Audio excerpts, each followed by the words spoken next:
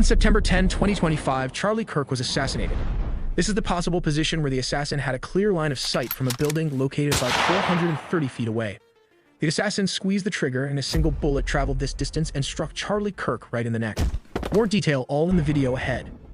Charlie Kirk was tragically assassinated at Utah Valley University in Orem, Utah on September 10, 2025. He was hosting a large outdoor debate event as part of Turning Point USA's nationally publicized tour, titled the American Comeback Tour. This event was designed as a lively debate platform called Prove Me Wrong, where Kirk invited students to challenge his political and cultural views. But first, let's orient ourselves with a bird's-eye view of the scene and the positions of everyone involved. Utah Valley University's campus is a mix of open courtyards and multi-story academic buildings. At the heart of the event was the Lozy Center building, a multi-story structure adjacent to the main courtyard where Kirk's event took place. Charlie Kirk himself was positioned on an outdoor stage under a large white tent emblazoned with the tour's banner.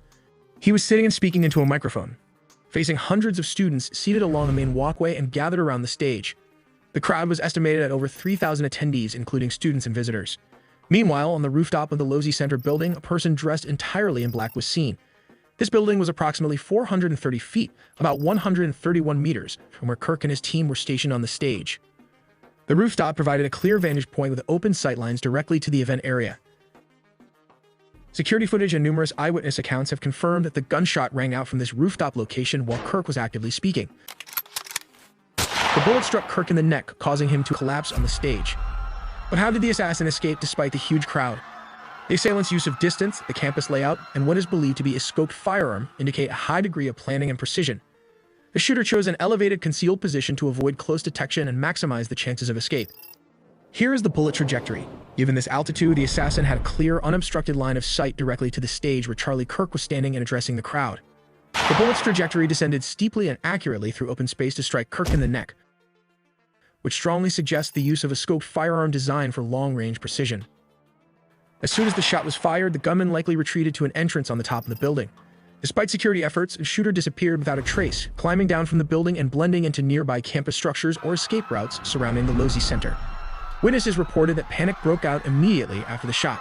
The audience scattered, seeking shelter as shouts of "Get down" and "Run" echoed across the courtyard. Campus police and Kirk's personal security team moved swiftly to secure the area and evacuate Kirk.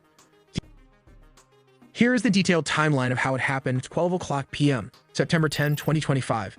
Event begins. Charlie Kirk began the event, with more than 3,000 people gathered to attend. The security detail consisted of 6 officers, along with Kirk's personal security team. 12:20 p.m., lead up to the shooting. Kirk was seated at the debate table, answering questions from students. The discussion touched on sensitive topics such as mass shootings and gun violence.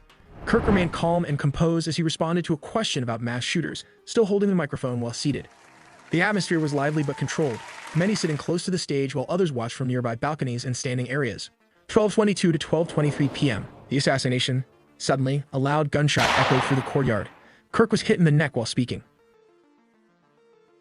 Within minutes, immediate response, campus police already on the scene quickly secured the area. Kirk's security team rushed him to a nearby hospital in a private vehicle. Nearby buildings went into lockdown as police conducted room-to-room searches for the shooter. 2 people were briefly detained but later released. The shooter was not captured and remains at large. 12:37 p.m., campus lockdown and evacuation.